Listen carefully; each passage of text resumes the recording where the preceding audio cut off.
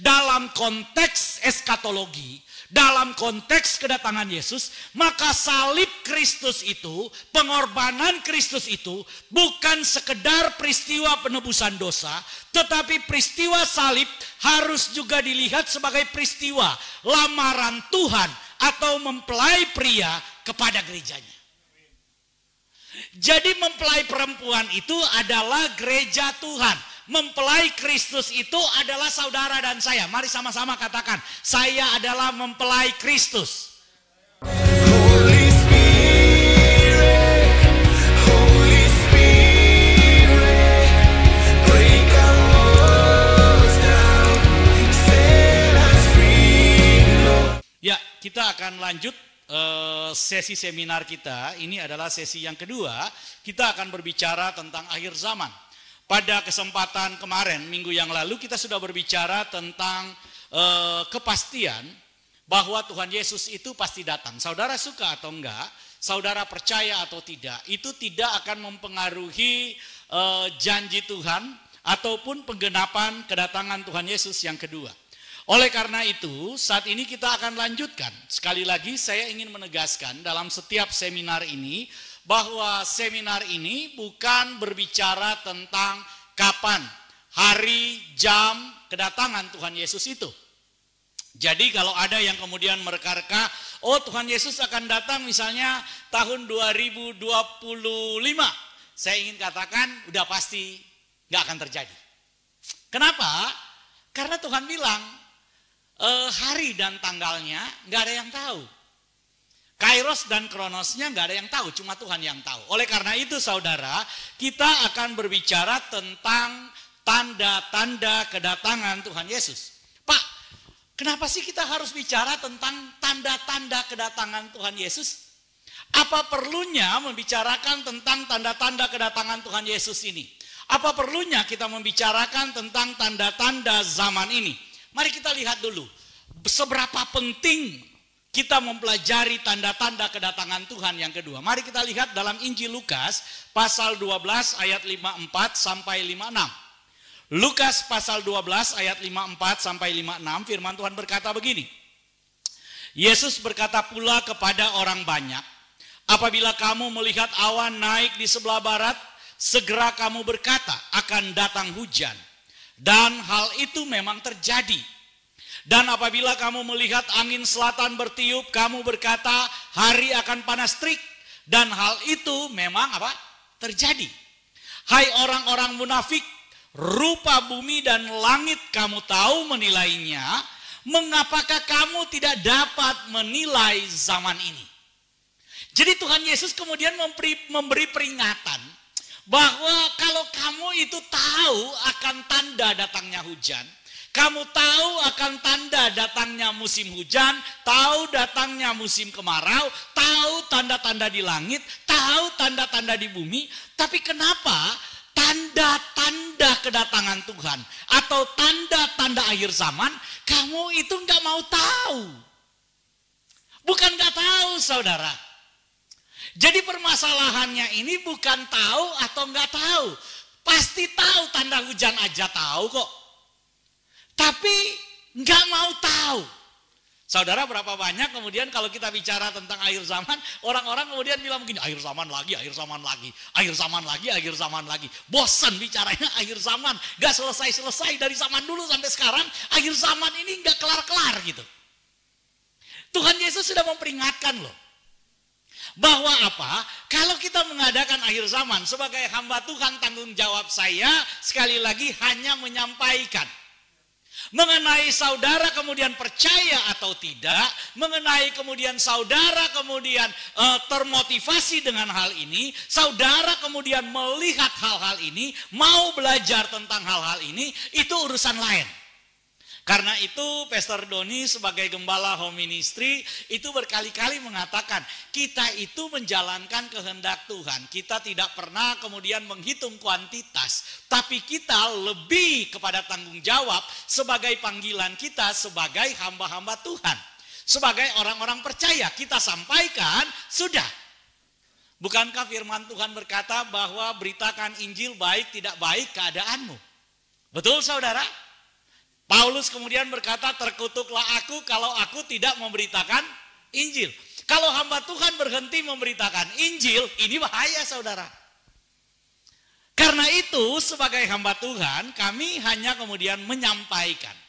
Mengenai kemudian saudara menerima, mengenai saudara percaya, mengenai kemudian saudara mendengar, saudara mempelajari, itu urusan saudara. Jadi buat semua jemaat yang mengikuti program pada hari ini, pada sore hari ini, sekali lagi, ini bukan omongan saya, tapi Tuhan Yesus. Ketika saudara nggak mau tahu, Tuhan Yesus kemudian berkata, kamu adalah kelompok orang-orang munafik. Kamu adalah bagian dari orang-orang munafik itu. Kamu mempelajari tanda-tanda mempelajari tanda-tanda langit, mempelajari tentang tanda-tanda cuaca, tentang tanda-tanda yang ada di bumi, tapi saudara tidak mau tahu tentang tanda-tanda zaman. Mari kita lihat ayat lain. Dalam Injil Matius pasal 24 ayat 32 sampai 33. Firman Tuhan berkata begini. Tariklah pelajaran dari perumpamaan tentang pohon ara. Apabila ranting-rantingnya melembut dan mulai bertunas, kamu tahu bahwa musim panas sudah dekat. Demikian juga, jika kamu melihat semuanya ini, ketahuilah bahwa waktunya sudah dekat, sudah di ambang pintu. Saudara, mengenai hal ini kita akan belajar, ada sesi khusus. Untuk kemudian kita akan belajar tentang pohon ara yang mulai bertunas. Pohon ara yang kemudian sudah ranting-rantingnya melunak. Dia kemudian mulai bertunas. Sudah ada tunas baru. Kita akan bicarakan ini di sesi yang lain. Kenapa? Karena ini bagian tanda yang sangat spesifik. Yaitu tanda yang menunjukkan tentang keberadaan dari umat pilihan Tuhan. Yaitu umat Israel. Kita akan pelajari nanti di sesi ke depan. Tapi Tuhan Yesus memberitahukan bahwa ranting yang mulai melembut itu tandanya mulai bertunas. Kalau itu sudah terjadi katanya musim panas itu sudah dekat. Jadi Tuhan menggunakan pohon itu sebagai analogi. Sebagai sebuah ilustrasi. Yaitu tanda yang terjadi di alam. Berupa tanaman saudara. Saudara bisa bayangkan. Tanaman aja Tuhan Yesus katakan itu kemudian memberitahukan tentang kedatangan Tuhan. Tanaman itu tahu. Saudara pernah juga mendengar cerita bagaimana kemudian keledai muda itu dinaiki oleh Tuhan Yesus. Pernah dengar ya saudara? Ketika mau Paskah Tuhan Yesus mau masuk ke Yerusalem, saudara dia menaiki keledai muda. Saudara tahu keledai muda yang belum pernah ditunggangi itu tidak akan pernah rela ada orang yang kemudian menunggangi dia. Dia pasti akan mengamuk, dia pasti akan melemparkan orang itu, pokoknya jangan pernah coba-coba. Ini keledai. Ada yang bilang binatang paling bodoh itu apa? Keledai.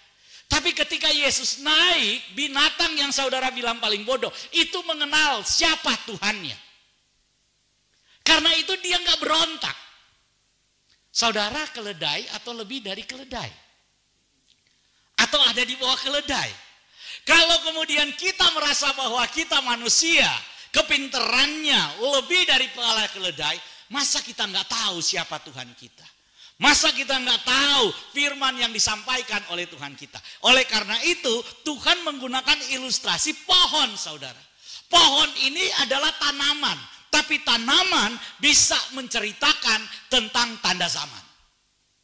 Kalau tanaman aja bisa menceritakan tentang tanda zaman. Masakan kehidupan kita tidak bisa memahami tentang tanda zaman. Oleh karena itu kita lanjut lagi saudara.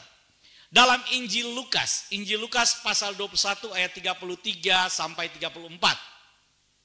Firman Tuhan berkata begini.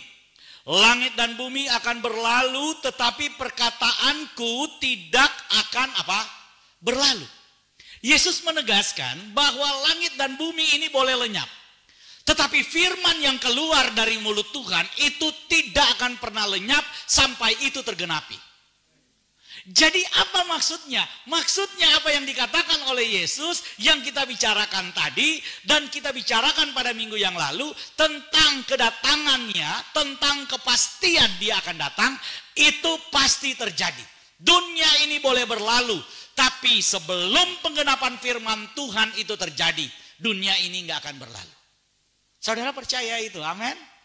Oleh karena itu dia katakan, jagalah dirimu supaya hatimu jangan syarat oleh pesta pora dan kemabukan, serta kepentingan-kepentingan duniawi, dan supaya hari Tuhan jangan dengan tiba-tiba jatuh ke atas dirimu seperti suatu apa?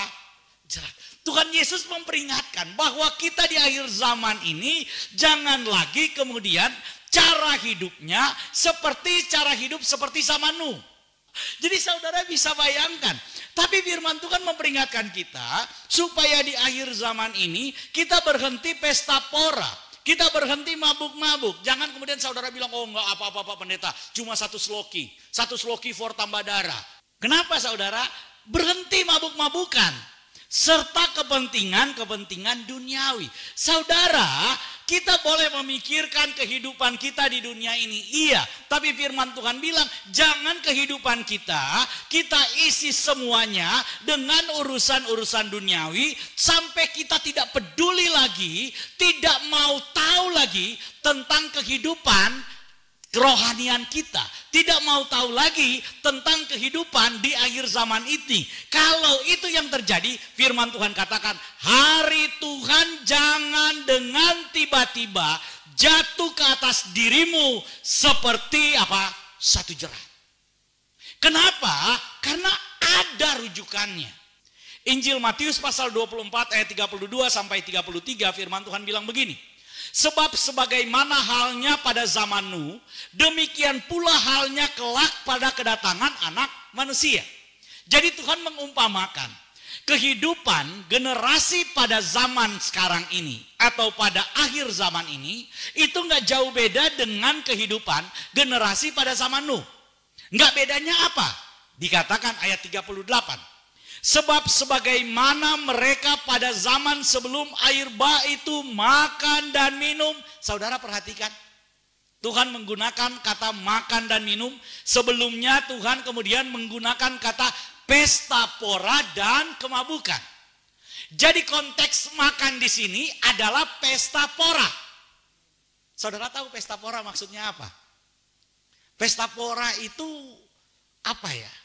Pesta terus, enjoy aja, makan terus, makan terus, pesta pora. Dan dikatakan kemabukan. Dalam Injil Matius pasal 24 ini, Tuhan menggunakan istilah makan dan minum, kawin dan mengawinkan, sampai kepada hari Nuh masuk ke dalam apa? Bahtera. Dan mereka tidak tahu akan sesuatu sebelum air bah itu datang dan melenyapkan mereka semua. Demikian pula lah halnya kelak pada kedatangan Anak Manusia. Jadi Tuhan Yesus kemudian memberikan perumpamaan tentang zaman.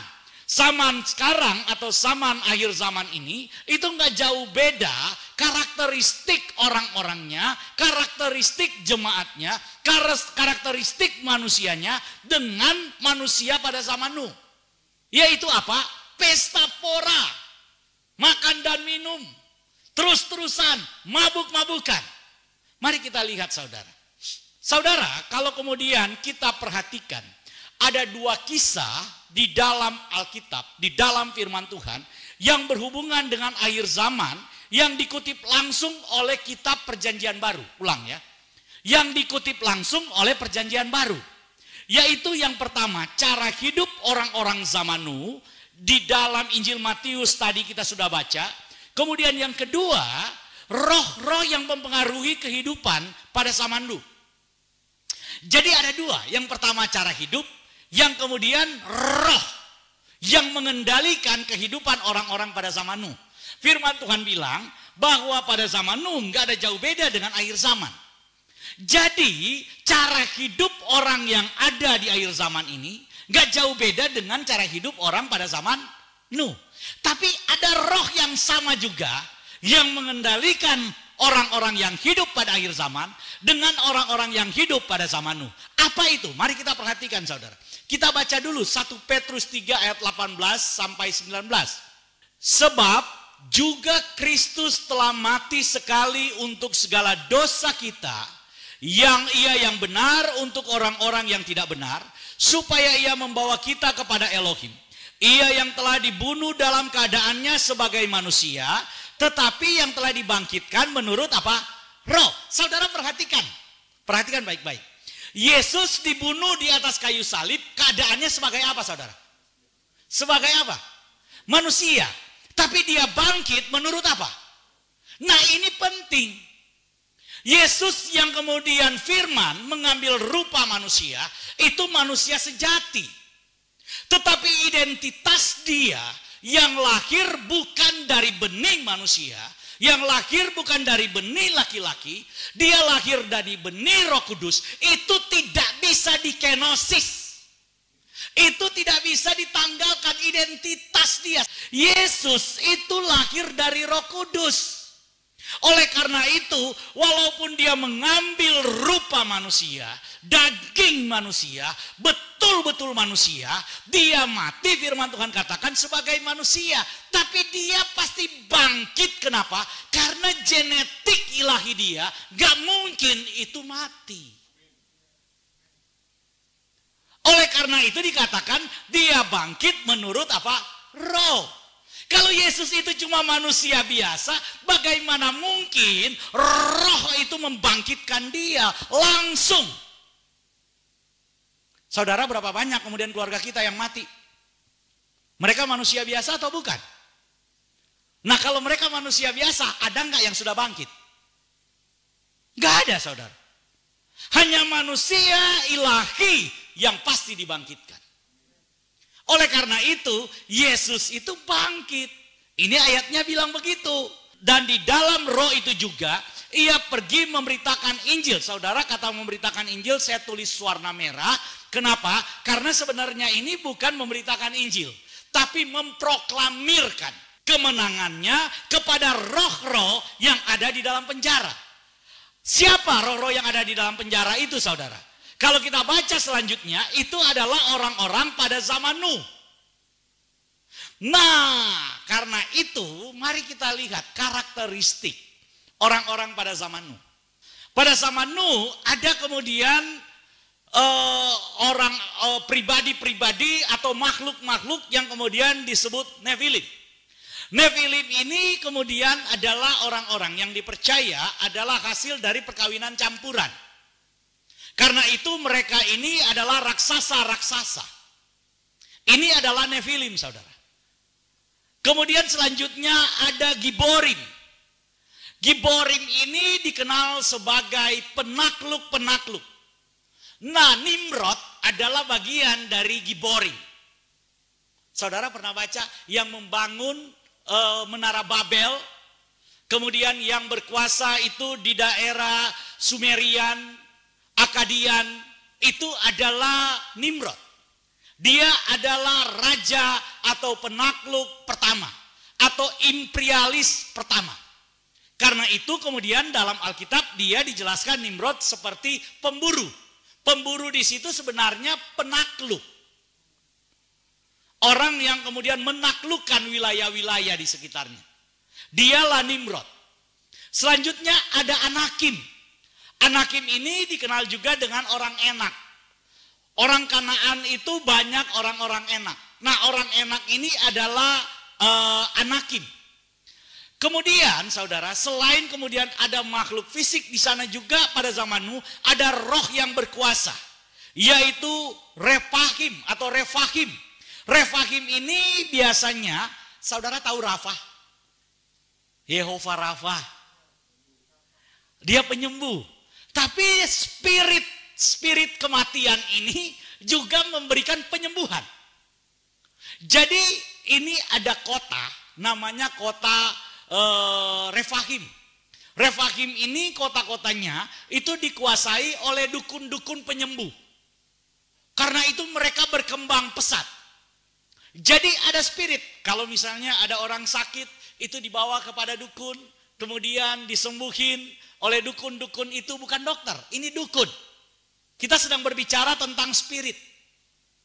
Nah ini terjadi banyak sekali pada zaman Nuh. Selanjutnya kemudian ada spirit yang disebut dengan emim. Emim ini adalah roh teror atau roh yang senang dengan cerita-cerita horor. Nah ini spirit saudara yang ada pada zaman Nuh. Kemudian selanjutnya ada spirit yang disebut dengan zamzumim. Zamzumim ini adalah roh tenung atau orang yang suka baca-baca mantra. Coba kita baca dulu di dalam kitab Yesaya saudara. Kenapa saya menceritakan hal ini? Karena ini kemudian disampaikan di dalam kitab Wahyu. Misalnya Refahim itu saudara bisa bandingkan dengan Wahyu 13 ayat 3. Binatang itu kemudian mahkotanya itu di atas kepalanya ada yang terluka. Tetapi kemudian lukanya itu sembuh dan semua orang datang menyembah dia. Nah ini ada kejadian itu. Kemudian selanjutnya kalau saudara lihat dalam Wahyu 13 ayat 7 sampai 8. Itu adalah roh teror. Dia senang membawa perang, senang memecah belah.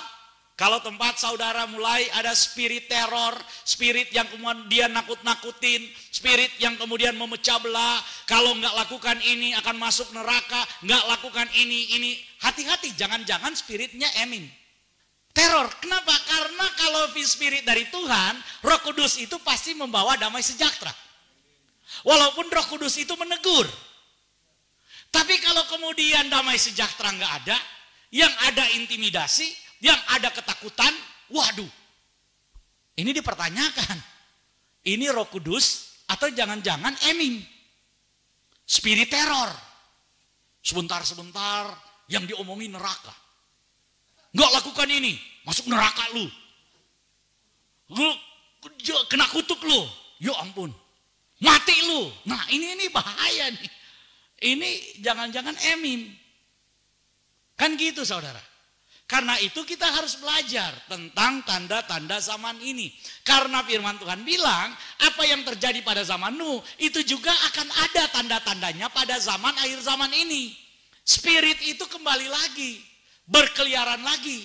Oleh karena itu, sekali lagi saya ingin tegaskan, bahwa tanda-tanda zaman yang kita pelajari hari ini bukan untuk menghitung hari atau waktu kapan Tuhan Yesus datang. Saudara, mari kita buka di dalam Kisah Para Rasul pasal pertama ayat yang ke-7.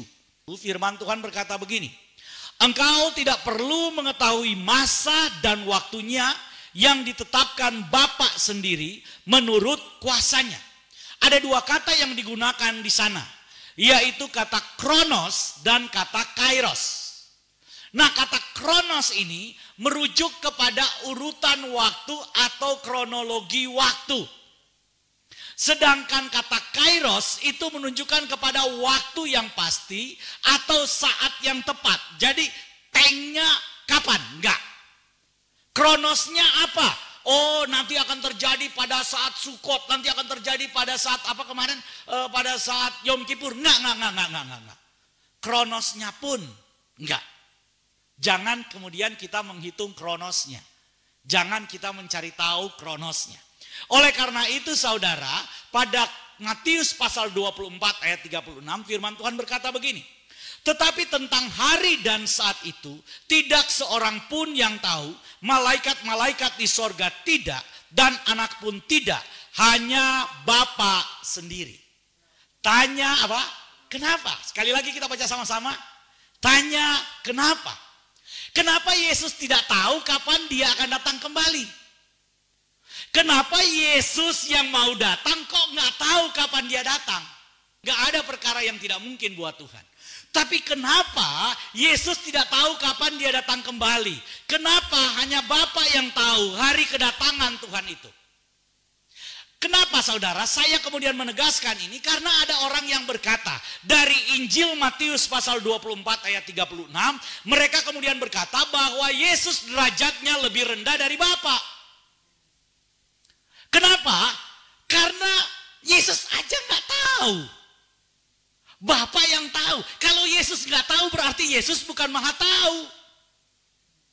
Kalau ada hal yang tidak diketahui oleh Yesus, berarti dia bukan Tuhan yang maha tahu. Nah, kalau kemudian kita belajar ini secara setengah-setengah, kita nggak mengetahui konteksnya apa, kita tidak memahami maksudnya apa, maka saudara dengan gampang dimanipulasi.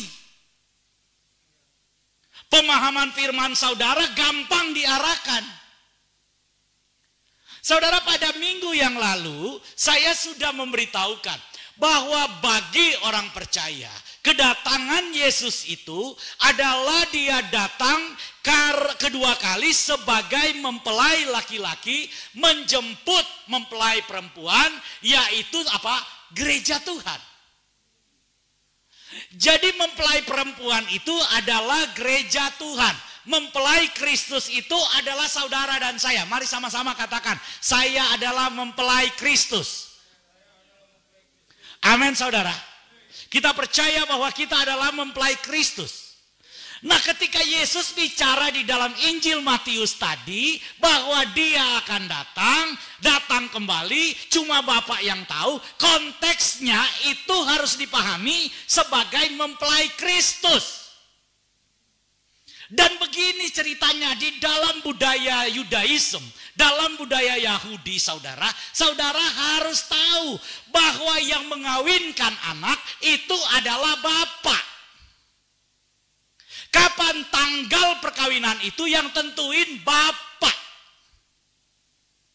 Jadi ketika Yesus berkata cuma bapak yang tahu, karena bapaklah yang mempersiapkan pernikahannya. Sampai di sini saudara mulai ngerti atau enggak? Oleh karena itu saudara, memahami kedatangan Tuhan Yesus, kita harus memahaminya dalam konteks kedatangan seorang mempelai laki-laki menjemput mempelai wanita dalam budaya Israel atau Yudaism.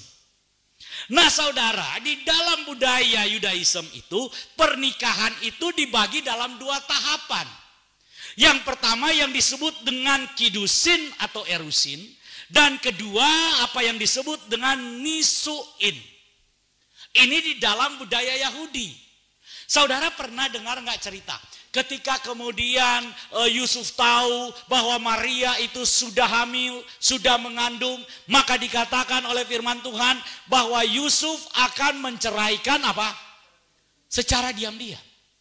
Kenapa menggunakan kata menceraikan? Padahal baru bertunangan. Karena di dalam budaya Yahudi, pertunangan itu adalah pernikahan.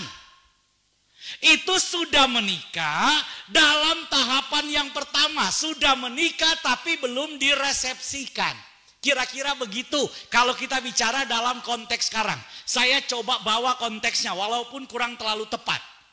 Supaya saudara mengerti. Jadi yang dimaksud di sini pertunangan di dalam budaya Yahudi itu adalah pernikahan. Sudah menikah, sudah. Tapi apakah sudah diresepsikan? Belum. Karena itu saudara, mari kita lihat. Mempelai pria dalam proses pertunangan itu atau erusin itu, mempelai pria memberikan tanda ikatan kepada istrinya berupa cincin, kalung, atau gelang. Orang Yahudi beda. Kalau sudah bertunangan, untuk kemudian memutuskan pertunangannya, itu harus lewat perceraian. Kenapa? Karena sudah menikah. Ketika Ishak akan datang melamar, saudara perhatikan, yang disuruh itu adalah orang kepercayaan Abraham. Orang kepercayaan bapaknya. Untuk datang melamar buat Ishak. Saudara, perlambangan ini adalah perlambangan bagaimana kemudian Roh Kudus itu kemudian diutus oleh Bapa untuk apa? Untuk datang melamar Kristus, untuk datang melamar gereja. Mengatasnamakan Kristus. Karena itu gereja yang tidak mengakui Roh Kudus adalah gereja yang menolak apa yang kemudian menjadi perantara Bapa untuk kemudian menyatu dengan Kristus. Oleh karena itu saudara, ada ikatannya, yaitu berupa cincin, kalung, atau gelang. Kalau Ishak kemudian memberikan barang-barang berharga, yaitu kalung, gelang, diberikan semuanya. Kalau saudara baca itu di dalam Kejadian pasal 24, ayat 22, 29, 30 dan 47, maka saudara kemudian akan melihat proses pertunangan Ishak. Itu adalah proses pertunangan orang Yahudi, saudara. Nah, dalam konteks pernikahan anak domba atau Kristus dengan mempelai wanitanya adalah jemaat atau gereja, ikatan yang diberikan oleh Yesus Kristus kepada jemaatnya adalah tubuh, darah dan rohnya sendiri. Dalam 1 Petrus 1 ayat 18 sampai 19 dikatakan bahwa saudara dan saya bukan ditebus dengan barang yang fana, tetapi dengan apa? Barang yang mahal, yaitu darah anak domba yang tidak bercacat. Oleh karena itu ketika saya memahami peristiwa salib dalam konteks eskatologi, dalam konteks kedatangan Yesus, maka salib Kristus itu, pengorbanan Kristus itu bukan sekedar peristiwa penebusan dosa, tetapi peristiwa salib harus juga dilihat sebagai peristiwa lamaran Tuhan atau mempelai pria kepada gerejanya. Oleh karena itu saudara dan saya ini sudah dilamar, sudah ada yang milik. Jangan selingkuh dengan ilah-ilah lain. Jangan menyangkal mempelai yang sudah melamar kita, yang saat ini sedang menyiapkan tempat di bapak untuk apa? Di rumah bapaknya untuk apa? Untuk pesta. Saudara, ini kita harus pahami. Setelah proses pertunangan itu, saudara suami akan kembali ke rumah bapaknya untuk mempersiapkan pesta atau resepsi pernikahan. Dan mempelai wanita harus melewati proses yang disebut dengan kidusin atau masa penyucian diri buat istri dalam masa penantian. Jadi saudara, ketika kita sudah ditebus oleh Yesus, Yesus sudah naik ke sorga untuk apa? Sebagai mempelai pria, dia menyiapkan rumah pesta untuk saudara dan saya. Dia menyiapkan resepsi anak domba untuk saudara dan saya. Nah, jemaatnya itu kemudian harus pakai pakai cadar. Aibnya atau mukanya itu nggak boleh lagi dilihat oleh laki-laki lain. Oleh karena itu orang Yahudi, kalau dia sudah pakai cadar, itu tandanya dia sudah milik orang lain. Jangan saudara belum menikah pakai cadar, cuma matanya aja yang kelihatan, cantik atau enggak, laki atau enggak, kan enggak bisa milih. Gimana dong? Saudara, jadi orang Yahudi itu pakai cadar tutup. Saudara perhatikan gambarnya. Itu benar-benar tutup loh. Enggak kelihatan mata-matanya. Jadi enggak tahu matanya biru, matanya coklat, matanya hitam, enggak ketahuan. Ketutup semuanya. Ini yang disebut dengan proses penyucian.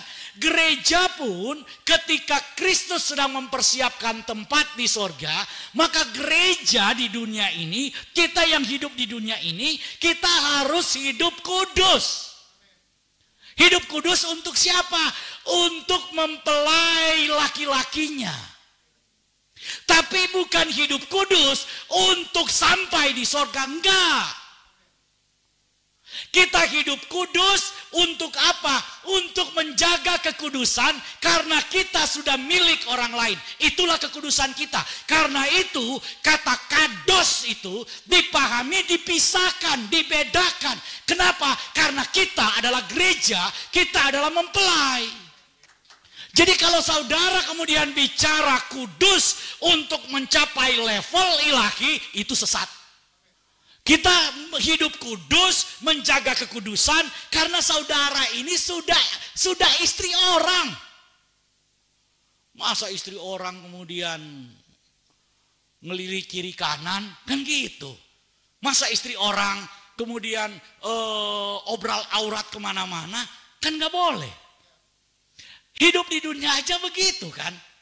Kalau kita sudah pasangan suami istri, masa kemudian kita bebas kemudian untuk kemudian ngelirik sana sini, nggak bisa. Itulah yang disebut dengan kidusin. Jadi ini harus dipahami dalam konteks itu. Mari kita baca Yohanes 14 ayat 2. Kita baca sama-sama, 1, 2, 3. Di rumah Bapakku banyak tempat tinggal. Jika tidak demikian, tentu aku mengatakannya kepadamu. Sebab aku pergi ke situ untuk menyediakan tempat apa? Bagimu. Dan apabila aku telah pergi ke situ dan telah menyediakan tempat bagimu, aku akan datang kembali dan membawa kamu ke tempatku, supaya di tempat di mana aku berada, kamu pun apa? Berada. Jadi saudara, konteksnya ini Yesus sedang menyiapkan rumah pesta, rumah buat resepsi di rumah Bapaknya. Buat siapa? Buat saudara dan saya. Setelah dia siapkan tempat resepsi itu, rumah buat pengantennya, tempat kamar buat pengantennya, dia sudah siapkan semua, tempat pesta dia sudah siapkan semua. Maka firman Tuhan bilang di dalam kitab Wahyu bahwa pernikahan anak domba sudah siap sedia dan mempelainya sudah datang. Karena itu orang-orang yang ada di sekitar itu seperti guru ombak. Saudara bisa bayangkan. Saudara bisa bayangkan. Demikian detail hal yang disiapkan oleh Tuhan Yesus sebelum dia jemput saudara dan saya. Bagian kita apa? Bagian kita melakukan prosesi kidusin. Menjaga kekudusan kita sebagai orang-orang yang sudah dipisahkan oleh Tuhan. Itulah kudus. Dipisahkan, dibedakan karena kita adalah pengantinnya Kristus. Jadi ini harus saudara pahami. Selanjutnya kita akan masuk. Nah, saya baru masuk nih. Baru masuk kepada apa itu akhir zaman. Secara etimologi, akhir zaman itu dalam konteks Bible, dalam konteks firman Tuhan, berasal dari kata Yunani, maksudnya perjanjian baru ya. Yaitu suntelia tu ainos. Kata suntelia tu ainos ini terdiri dari dua kata, yaitu suntelia dan aion. Jadi kalau kemudian ada ion mall, saudara tahu ya, ion mall itu artinya ion itu dunia. Maksudnya mallnya itu sebesar dunia. Dia ingin gambarin seperti itu. Kira-kira. Jadi suntelia tu ainos itu artinya penyempurnaan atau penyelesaian akhir, saudara. Kata suntelia. Sedangkan kata aion itu berarti waktu, periode, atau dunia dalam pengertian realitas. Jadi realitas kita ini. Kenapa? Karena ada dua realitas, saudara. Yang pertama apa yang disebut dengan Shamayim dan apa yang disebut dengan dunia. Ketika kita bicara tentang realitas, itu termasuk dua realitas ini, yaitu langit atau heaven dan dunia. Nah, akhir zaman artinya akhir dari sebuah periode waktu atau akhir dari sebuah realitas atau disempurnakannya atau diselesaikannya sebuah realitas. Kenapa saudara? Karena kalau saudara baca Kejadian 1 ayat 2 ada kata hayeta tohu wabohu. Ada hayeta, ada pribadi ketiga yang kemudian merusak tatanan kesempurnaan. Dunia yang diciptakan oleh Tuhan. Kan ayat 1 Kejadian pasal pertama katakan pada mulanya Tuhan menciptakan langit dan bumi. Ayat yang kedua kemudian dikatakan bumi belum berbentuk dan kosong. Masa bumi yang sudah eksis, dunia yang sudah eksis diciptakan Tuhan pada Kejadian 1 itu kemudian belum berbentuk dan kosong atau chaos. Saudara, kata dunia belum berbentuk dan kosong itu atau chaos itu menggunakan dua kata Ibrani, menggunakan kata Ibrani yaitu kata hayeta. Kata hayeta itu artinya haya. Haya itu adalah eksistensi, pribadi. Hayeta itu pribadi yang ketiga yang masuk yang membuat terjadinya kekacau balauan. Karena itu banyak kemudian ahli teologi menafsirkan Kejadian 1 ayat 2 itu adalah penggambaran kejatuhan dari si iblis ke dalam dunia. Karena itu kemudian dunia menjadi kacau balau. Nah, bukan berarti dunia yang diciptakan Tuhan itu tidak sempurna. Bukan. Dunia yang diciptakan Tuhan itu sempurna. Tetapi karena ada hayeta, maka Kristus itu menyempurnakan apa yang dibuat menjadi kacau balau oleh si hayeta. Jadi, kita bicara akhir zaman, kita sedang bicara dua hal sekaligus. Yaitu kita bicara tentang bencana penderitaan penghakiman, tapi kita juga sedang bicara pemulihan penuaian jiwa dan kedatangan Yesus Kristus. Jadi kalau kita bicara akhir zaman, jangan cuma yang serem-seremnya aja. Jangan-jangan yang kita ajarin adalah spirit emim. Oke? Tapi kita juga bicara tentang pemulihan dunia. Kita bicara tentang pemulihan segala sesuatu yang ada di dunia ini. Kita juga bicara bahwa akhir zaman ini akan terjadi penuaian jiwa-jiwa. Kita juga bicara bahwa Injil akan diberitakan sampai ke ujung dunia. Oleh karena itu saudara, saya kemudian ingin mengajak kita untuk melihat. Untuk melihat waktu dimulainya periode akhir zaman. Nah, kalau kita lihat waktu periode akhir zaman, kita mulai pasti dengan petunjuk Yesus dalam perjanjian baru. Tapi Yesus kemudian merujuk peristiwa akhir zaman itu dengan apa yang disampaikan oleh nubuatan Nabi Daniel. Di dalam kitab Daniel pasal yang ke-9, yaitu masalah 70 kali 7 masa. Jadi bangsa Israel itu diberikan waktu 70 kali 7 masa. Firman Tuhan berkata, di 69 kali 7 masa akan disingkirkan orang yang diurapi, yaitu Yesus Kristus. Jadi saudara, sebelum 70 kali 7 masa itu berakhir, akan disingkirkan orang yang diurapi. Nah, ketika disingkirkan orang yang diurapi, maka kemudian firman Tuhan berkata, Tuhan membuka pintu buat bangsa-bangsa goyim. Jadi saudara mau bilang apa, bilang kayak apapun, saudara di mata orang Yahudi goyim. Saudara dan saya ini di mata orang Yahudi kafir. Jadi saudara jangan terlalu GR. Merasa bahwa saudara punya kapasitas, punya legalitas untuk kemudian menjalankan Torah. Kita nggak punya legal standingnya. Kalau saudara ingin menjalankan Torah, legal standingnya jelas dulu apa? Saudara mau merayakan hari raya Yahudi, itu spesifik untuk orang Yahudi, ritual-ritualnya.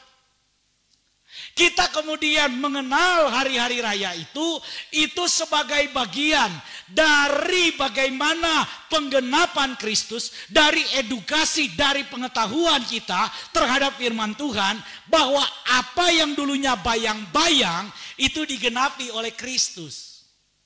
Oleh karena itu, saya kemudian mengacu kepada petunjuk Yesus dulu. Bukan apa kata Nabi Daniel.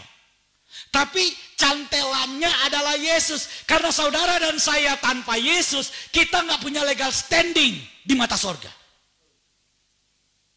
Yesus itu harus jadi acuan kita, harus jadi jangkar kita, harus jadi cantelan kita. Dia adalah pokok dan kita adalah ranting. Kalau ranting ini tidak melekat kepada pokok atau ranting ini menolak pokok, maka saudara nggak bisa berbuat apa-apa. Karena itu kita harus melekat kepada ranting. Kita harus melekat kepada pokok anggur.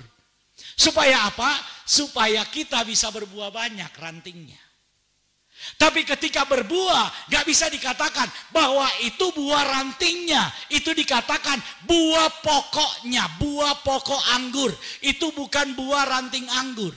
Jadi kalau saudara dan saya itu menghasilkan buah, jangan klaim itu buah saya. Itu adalah buah pokok anggurnya, yaitu buah Kristus. Kristus yang membuat kita berbuah. Karena Kristus yang membuat kita berbuah, yang berhak untuk klaim buah itu adalah Yesus. Jadi sampai di sini saya harap saudara paham bagaimana legal standing kita di mata Tuhan. Bagaimana posisi saudara dan saya di mata Tuhan. Oleh karena itu saudara, kita lanjut. Nubuatan Nabi Daniel ini kemudian digenapi oleh Tuhan Yesus. Karena itu kita tahu sekarang kapan periode akhir zaman itu mulai dan kapan periode akhir zaman itu berakhir. Periode akhir zaman itu dimulai pada saat Yesus disalibkan. Berdasarkan nubuatan Nabi Daniel pasal 9 itu dikatakan akan disingkirkan orang yang diurapi. Itulah akhir dari 69 kali 7 masa itu. Tinggal 1 kali 7 masa. 7 tahun itu di dalam terminologi Yahudi itu disebut dengan berbagai macam istilah. Nanti kita akan lihat.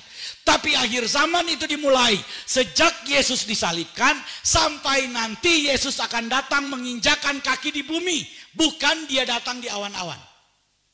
Jadi periode akhir zaman berakhir kapan? Berakhir pada waktu peristiwa Epifania. Yesus menginjakan kaki di dunia. Dan itulah akhir dari akhir zaman. Kalau parusia Yesus datang, itu adalah bagian akhir dari masa anugerah. Di mana gereja diangkat untuk kemudian masuk dalam perkawinan anak domba. Setelah gereja diangkat, masa 1 kali 7 masa sisa buat Israel ini akan dilanjutkan. Itulah yang disebut dengan masa akhir zaman itu. Jadi di dalam terminologi perjanjian lama, akhir zaman itu suka disebut dengan istilah-istilah ini. Lanjut. Terminologi yang digunakan, ini biasa disebut dengan masa kesusahan Yakub. Atau biasa juga disebut dengan hari Tuhan. Atau biasa juga disebut dengan hari penghakiman. Atau biasa juga disebut dengan hari apa? Terakhir. Jadi kalau ada yang bilang hari penghakiman, ya itu buat orang perjanjian lama. Itu buat orang Yahudi.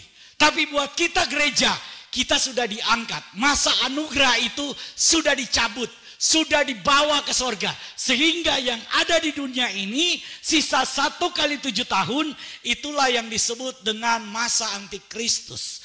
Atau disebut dengan masa kesusahan Yakub. Atau disebut dengan hari penghakiman. Atau disebut dengan hari-hari terakhir. Jadi akhir zaman, masa kesusahan Yakub, hari Tuhan, hari penghakiman, hari-hari terakhir, itu merujuk kepada sebuah peristiwa yang sama. Sebuah periode yang sama. Yaitu akhir zaman. 3 tanda zaman itu ini saya simpulkan. Saudara kemudian bisa lihat sebenarnya ini saya kelompokkan dalam kelompok besar. Yang pertama adalah tanda internal. Yang kedua adalah tanda yang terjadi di alam. Yang ketiga tanda yang terjadi dalam sejarah manusia. Jadi apa yang terjadi di akhir zaman? Maka kita akan melihat tanda-tanda internalnya. Tanda internalnya apa? Tanda internal yang terjadi dalam gereja. Akan muncul nabi-nabi palsu. Akan muncul guru-guru palsu. Akan muncul kasih akan menjadi tawar. Nah, hal-hal ini akan terjadi di dalam gereja. Kemudian tanda yang kedua, itu tanda yang terjadi di alam. Tanda yang terjadi di alam ini saya bagi 2, yaitu tanda di langit dan tanda yang ada di alam atau di dunia. Yang kemudian tanda yang terjadi dalam sejarah manusia. Kita akan belajar di sini tanda sejarah manusia ini ada tanda spesifik dan ada tanda umum. Tanda spesifik adalah tanda yang terjadi dalam kehidupan umat Israel, sedangkan tanda umum adalah tanda-tanda yang terjadi dan kita bisa lihat secara global yang terjadi di dalam dunia. Kita akan bahas ini minggu depan. Tuhan Yesus memberkati. Holy Spirit.